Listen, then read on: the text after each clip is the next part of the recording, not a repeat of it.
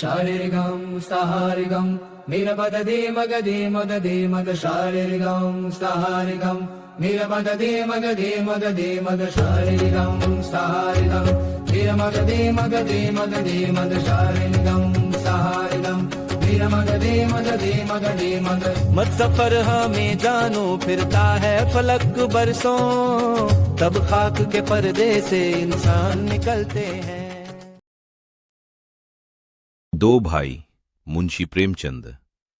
सुबह की सुनहरी धूप में कलावती अपने दोनों बेटों को गोद में बैठाकर दूध रोटी खिलाया करती थी। बड़ा बेटा केदार, छोटा माधव, दोनों साथ खेलते, साथ खाते, और एक को रोता देख दूसरा भी रो पड़ता। मां उन्हें देखकर गर्व उसे भर उठती।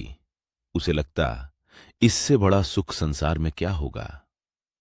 समय बीता, दोनों जवान हुए, शादियां हुईं। केदार की पत्नी चंपा तेज, चंचल और बातूनी थी।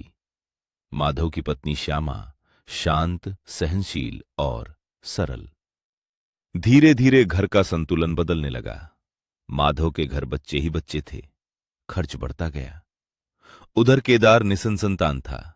एक के पास धन की कमी थी, दूसरे के पास संतान का अभाव। यहीं से मन के भीतर छोटी छोटी दरारें पड़ने लगीं। चंपा को लगता सारा बोझ मेरे हिस्से क्यों। श्यामा चुपचाप सब सहती रहती, लेकिन कभी कभी मौन भी आग बन जाता है। एक दिन एक ही घर में दो चूल्हे जल उठे। बस उसी दिन दो भाइयों के बीच की दीवार भी खड़ी हो गई। मां कलावती रोती रही। उसे याद आता कभी ये दोनों एक थाली में खाते थे। वर्ष गुजरते गए। अब हाल ये था कि एक भाई के दुख पर दूसरा भीतर ही भीतर प्रसन्न हो उठता। उधर माधव की हालत बिगड़ती जा रही थी। 4 बेटे, 4 बेटियां, छोटी सी खेती, ऊपर से बेटियों के विवाह। एक एक करके जमीन बिकती चली गई। आखिर वो दिन भी आ गया जब लगान न चुका पाने पर उसके घर कुर्की का खतरा मंडराने लगा।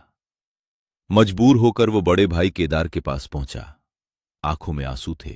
बोला, भैया इस बार बचा लो। केदार कुछ कहते उससे पहले चंपा बोल उठी, मदद करेंगे, लेकिन बिना लिखा पढ़ी रुपया नहीं मिलेगा। बातों बातों में माधव का घर गिरवी रखने की बात निकली। माधव का दिल कांप उठा। जिस घर में जन्म लिया, जिस आंगन में बचपन बीता, आज उसी पर संकट था। लेकिन बेबसी आदमी से सब कुछ करवा देती है। अगले दिन गांव के लोग जमा हुए। रहननामा लिखा जाने लगा। मुंशी ने पूछा, लिखाने वाले का नाम? उत्तर मिला, माधव।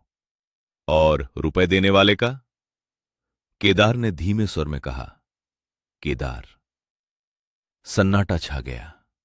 सब लोग एक दूसरे का मुंह देखने लगे। भाई ही भाई का घर गिरवी रख रहा था। माधव ने बड़े भाई की ओर देखा। उसकी आंखें भर आईं। केदार भी नजरें झुका गया। दरवाजे पर खड़ी बूढ़ी मां सब सुन रही थी। उसकी आंखों के सामने वही पुराना दृश्य घूम गया। 2 छोटे बच्चे, एक गोद, एक थाली, और आज उसी घर में हिसाब किताब के बीच भाईचारा तौला जा रहा था। वो आकाश की ओर देखकर रो पड़ी, हे नारायण, क्या ऐसे पुत्रों को मेरी ही कोख में जन्म लेना था। दरवाजे पर 2 बैल बंधे थे। कुछ दिन पहले उनमें से एक को कहीं बाहर भेज दिया गया था, तो दूसरा 3 दिन तक भूखा रहा। लेकिन मनुष्य जो एक ही मां का दूध पीकर बड़े हुए थे, अब एक दूसरे का घर बचाने के बजाय उसे गिरवी रखने बैठे थे।